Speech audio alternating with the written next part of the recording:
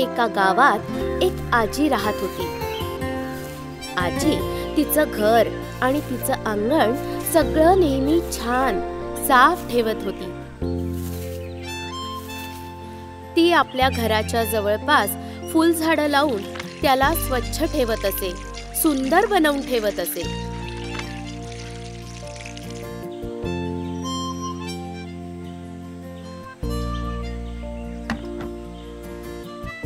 आजी या पक्ष्यांना आणि झाडांना खूप प्रेम करत होती आणि जवळच्या झाडावर बसलेल्या कावळ्यांना ती नेहमी रागवायची, हाकलून लावायची.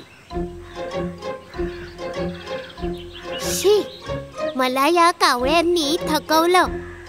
तुम्ही जेव्हा यांना बघाल चिडच येईल. जा कावळ्या, उडून जा, जा, त्रासवून टाकलाय.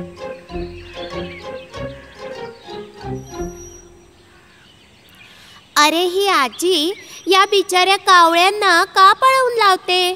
आजीला बहुतेक कावळे आवडत नसावे. हो, पण कुणालाही कमी समजू नये, ही चांगली गोष्ट नाहीये. एक दिवस आजी खूप आजारी झाली आणि पलंगावर पडली होती.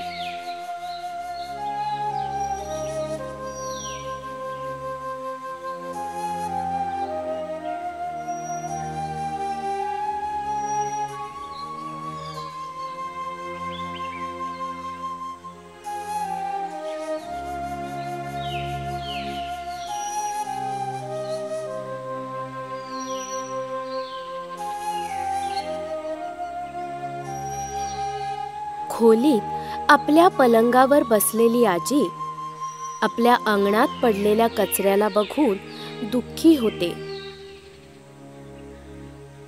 अरे बापरे, माझं घर आणि माझं अंगण किती घाण झालंय. आता मी काय करू? आता जेव्हा मी ठीक होईन तेव्हा हे सगळं स्वच्छ करून घेईन. आणि माझी मदत करायला पण कुणी नाहीये इथे.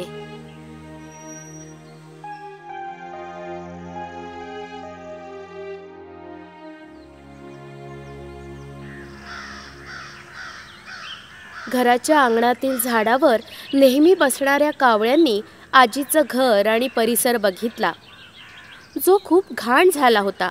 हे बघून त्यांना शंका आली. आजी इथे नाहीये. आजीला काय झालं? आज अंगण पण साफ नाहीये. बरोबर म्हटलंस, आजी नेहमी स्वच्छ ठेवते. काय माहित आज काय झालं? ती आजारी आहे की काही झालंय? आजी कुठे गेली आहे का? मग आपण सगळे मिळून साफ करायचं का? आपण असं करू शकतो? आपण जर असं करू तर आजीला आवडेल का? आपल्याला तर नेहमी रागवते ती. अच्छा, आजीने असा विचार तर केलाच नसेल ना. चला तर मग आपण मिळून अंगण स्वच्छ करूया.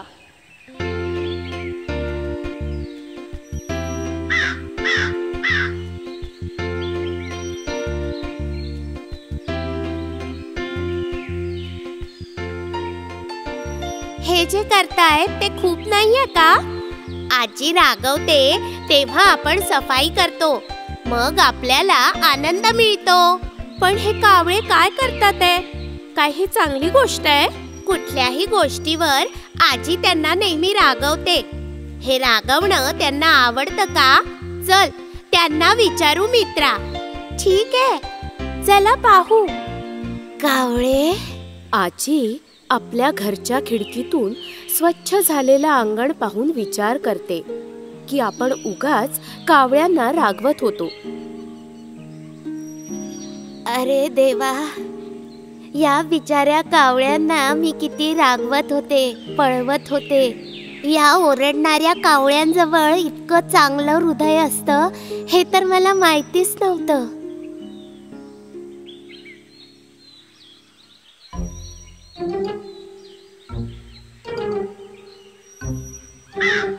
अरे मुलांनो, जाऊ नका, नका जाऊ, घाबरू नका. आता मी तुम्हाला काही करणार नाही. काय तुम्ही हे पाहिलं? हा मालपुआ आहे. हा तुमच्यासाठी आहे. चला या, हे सगळं तुमच्यासाठी आहे. पोटभर खा. या या मुलांनो, या. आजीने कावळ्यांना तुपातला मालपुआ खायला दिला आणि ते सगळे खुश होऊन मालपुआ खात होते. आणि तेव्हा आजी आणि कावळ्यांमध्ये मैत्री झाली. आता आजी त्यांच्यासाठी जेवण बनवायची आणि ते प्रेमाने खायला यायचे.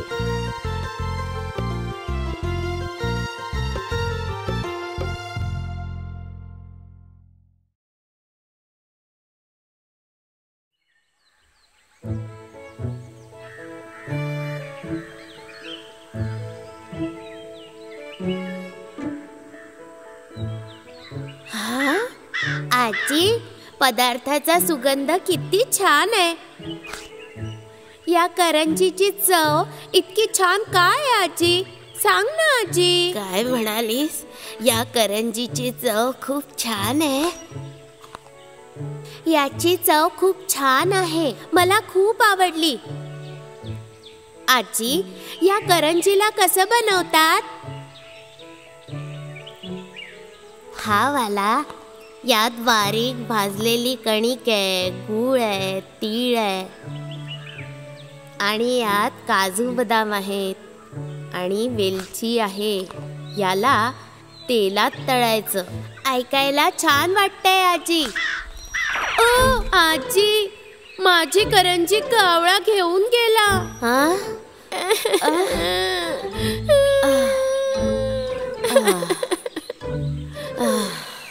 बेटा, रडू नकोस, शांत हो. आजी तुला दुसरी करंजी देईल.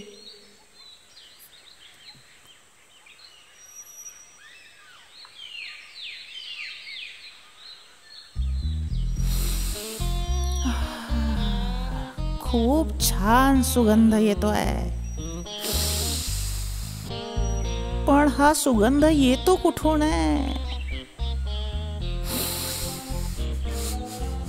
हा तर करंजीचा सुगंध आहे. असं वाटतंय तुपात बनते. मला खूप आवडते.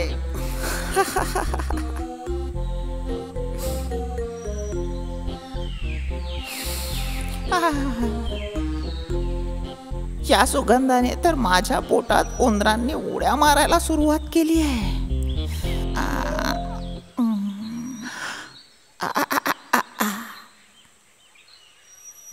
म्हणजे सुगंध इथून येतोय. इतका छान पदार्थ हा काळ्या कावळ्याला कसा काय मिळाला? या कावळ्याला मागून बघतो. जर याला पूर्ण मागितला तर तो मला नाही देणार, अर्धाच मागतो. जर मी माझ्या तल्लख बुद्धीचा उपयोग केला तर मला हे पूर्ण मिळू शकतं.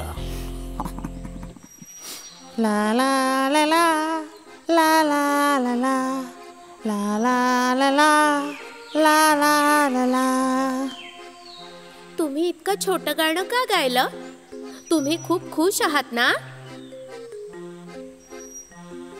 ला ला ला ला ला ला ला ला ला ला ला ला ला ला ला.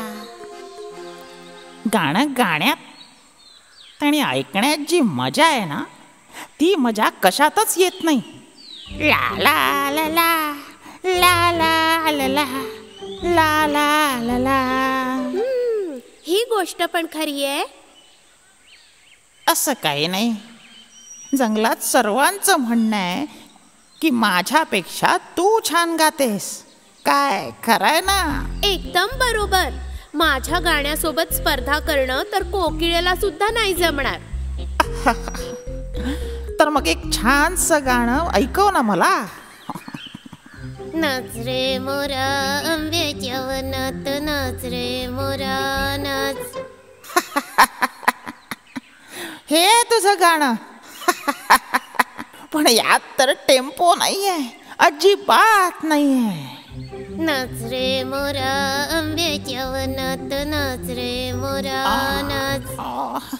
असं थोडीच गातात, थोडा आलापही लाव. नाच रे मी तुला पहिलेच म्हटलं होतं, तू खूप छान गातोस. मला तुझं गाणं खूप आवडतं.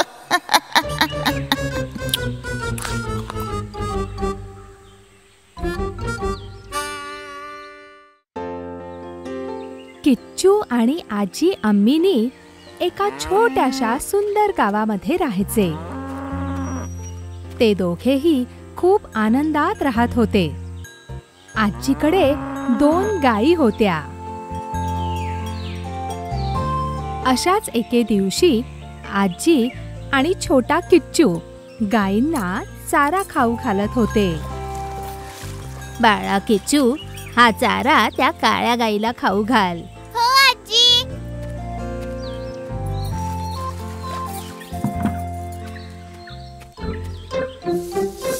आजी आजी, आपण या वासराला उद्या नदीवर आंघोळ घालून द्यायला जायचं का? उद्या?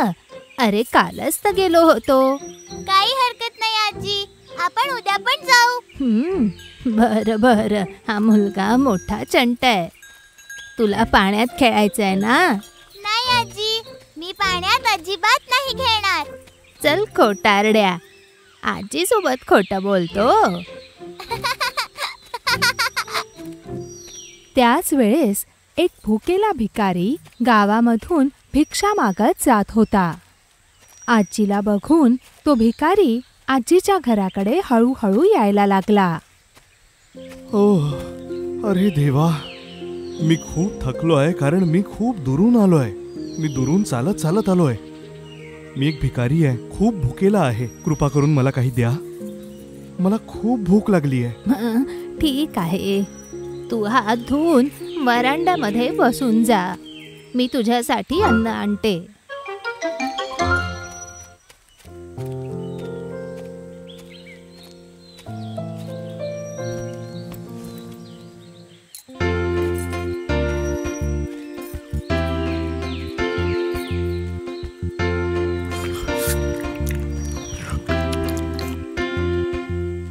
ओह,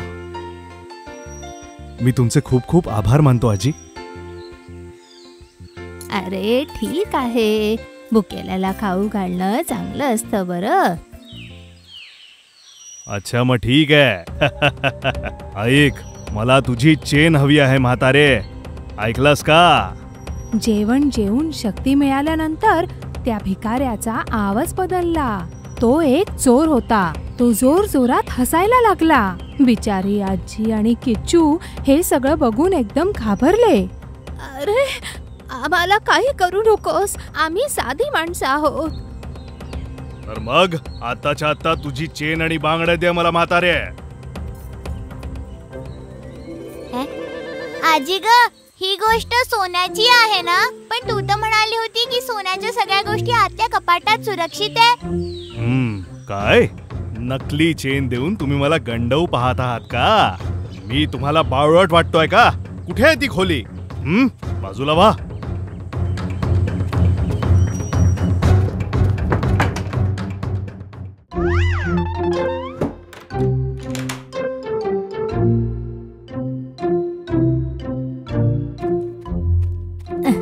आजीचा हुशार नातू. चल, गावकऱ्यांना बोलवूया. आजी आजी थांब, त्या गरीब माणसाला आपण 2 दिवस उपाशी ठेवूया आणि नंतर गावकऱ्यांना बोलवू. अगदी बरोबर. जेव्हा आपण त्याला खाऊ घातलं तेव्हा त्याने रंग दाखवला. हो आजी, आपण त्याला धडा शिकवलाच पाहिजे. आणि अशा प्रकारे आपल्या हुशार किच्चूने चोराला पकडलं. तो चोर 2 दिवस त्या खोलीमध्ये उपाशी राहिला. त्याला प्यायला पण पाणी नव्हतं. त्यानंतर आजीने गावकऱ्यांना बोलावलं आणि त्या सगळ्यांनी मिळून त्या चोराला गावातून बाहेर हकलून दिलं. त्यानंतर तो चोर परत गावाकडे फिरकला नाही. सांगितली.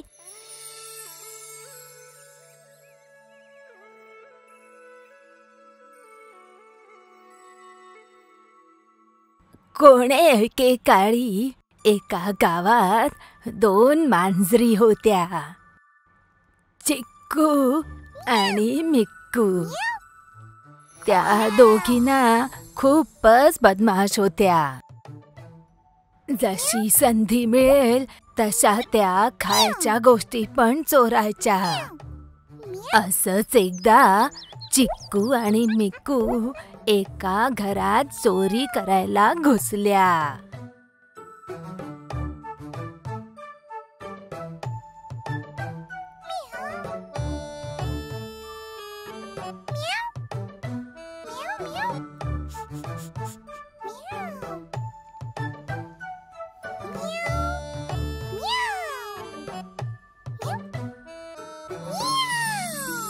त्या दोघींना तिथे एक पोळी मिळाली.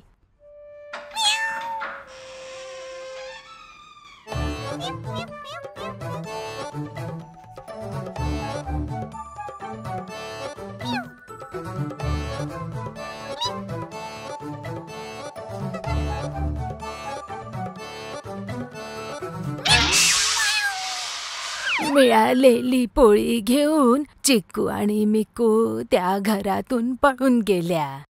त्यांनी पोळी आपसात वाटून घ्यायचं ठरवलं आणि मिक्कूने त्याचे तुकडे केले.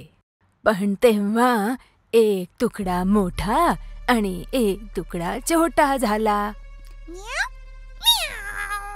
मोठ्या तुकड्यासाठी दोघांमध्ये भांडण सुरू झालं.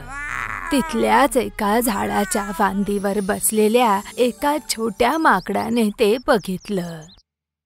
त्याने खाली उतरून त्या मांजरींना म्हटलं, मित्रांनो, तुम्हा दोघांमधल्या अडचणींचा उपाय आता मी सांगतो. एक मोठा आणि एक लहान. हे मी तुम्हा दोघांना समान वाटून देऊन देईन. हा तर थोडासा मोठा आहे. हे घ्या.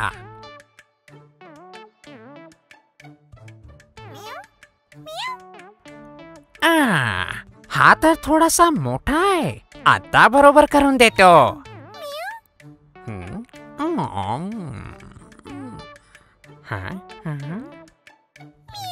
आणि आता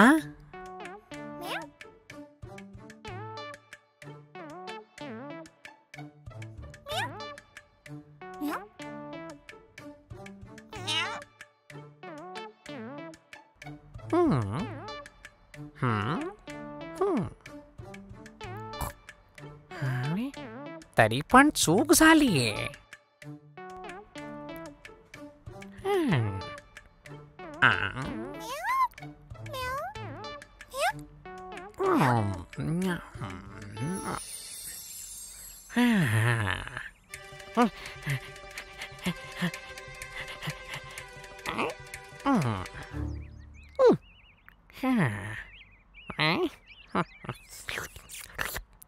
असं करत माकडाने ती पूर्ण पोळी खाऊन टाकली.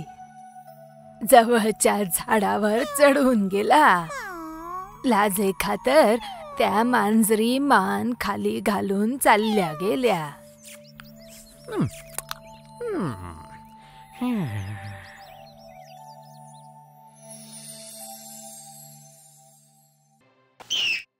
आजी, एखादी गोष्ट सांग ना. का नाही, माझ्या राणीला छानशी गोष्ट सांगते. खूप वर्षांपूर्वी एका गावात दामू नावाचा एक शिंपी राहत होता. तो एक चांगला माणूस होता. सगळ्यांना तो खूप आवडायचा. त्याला एक मुलगा होता, सोनू. शिलाईच्या दुकानात वडिलांची मदत करणं सोनूचं काम होतं. पण सोनू वडिलांसारखा नव्हता. तो खूप दुष्ट होता.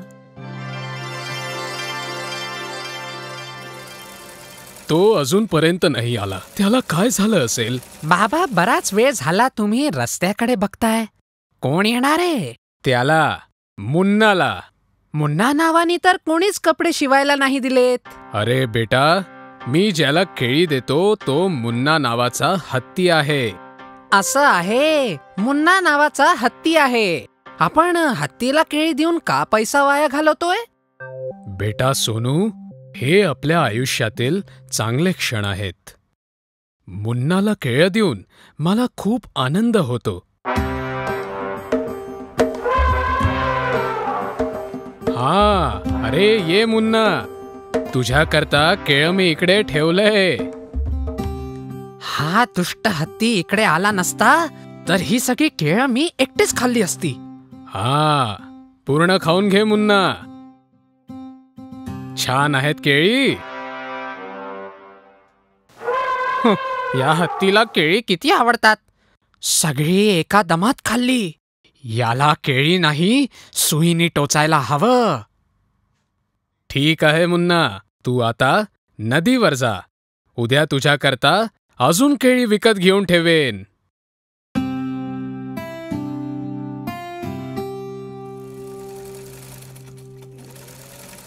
अरे सोनू, तू कपडे शिवून ठेवले का? कार्पेट काय आहे? अरे कार्पेट नाही, कपडा. तुझ्या वडिलांनी सांगितलं आज ते शिवून ठेवतील. आज मला एका लग्नाला जायचंय. काही हरकत नाही, तुम्ही जा ना मग. अरे बेटा, तो नवा कपडा घालूनच मला लग्नाला जायचंय. तो तर नाही मिळणार. अजून कापलाच नाहीये. इतकंच नाही तर बाबा आज उशिरा येणार आहेत. काहीही झालं तरी कपडा घेतल्याशिवाय मी जाणार नाही. आज मला कपडा पाहिजेच. काय आहे? अरे बापरे, वाचवा, हत्ती मला मारायला आलाय. घाबरू नका, तो काहीच नाही करणार. हा, काय रे, आज पण केळी खायला इथेच थांबलास? केळी खाऊन सरळ नदीवर ये. मी पुढे जातो. सोंड समोर करून काही फायदा नाहीये. बाबा इथे नाहीत. लवकर जा. ओरडून काही फायदा नाही. लवकर जा. सांगून ऐकत नाहीस का? मी बघतोच आता तू कसा जात नाही ते. अरे बेटा, असं नको करूस. हत्तीला सुई नको टोचूस. चुप रहा. मला माहितीये काय करायचंय. सुई नको टोचूस. घे, मी तुला हे देतो. माझ्या समोर त्याचे काही नखरे चालणार नाही. बघ कसा पळाला. आजपासून तो कधीच येणार नाही. बाबा येण्यापूर्वी आता मी मस्त चहा पिऊन येतो. हा. अरे बेटा, तू चाललास का? हो, मी चहा प्यायला जातोय. मग माझे कपडे? कपडे तर आज नाही मिळणार. तुम्ही काही दिवसांनी या. अरे देवा, लग्नात कशी जाऊ मी? आज संध्याकाळच्या आधी पोलिसांचे कपडे द्यायचे आहेत, नाहीतर ते मला मारून टाकतील. तू पुन्हा आलास? एकदा टोचलं ते पुरेसं नाही का? परत सुई टोचू. अरे मी पूर्ण भिजलो. हा हत्ती पागल झालाय. अरे वाचवा, हा हत्ती माझं दुकान तोडतोय. अरे वाचवा. मुन्ना नाही, नको करू असं. मला यायला जरा वेळ लागला तर तू एवढा तमाशा केलास. तमाशा मुन्नाने नाही, तुझ्या मुलाने केलाय. सोंडेवर सुई टोचले त्याने. बाबा मला क्षमा करा.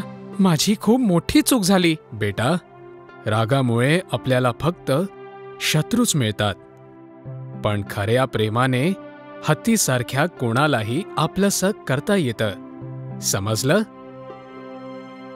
बाबा, मला माझी चूक समजली.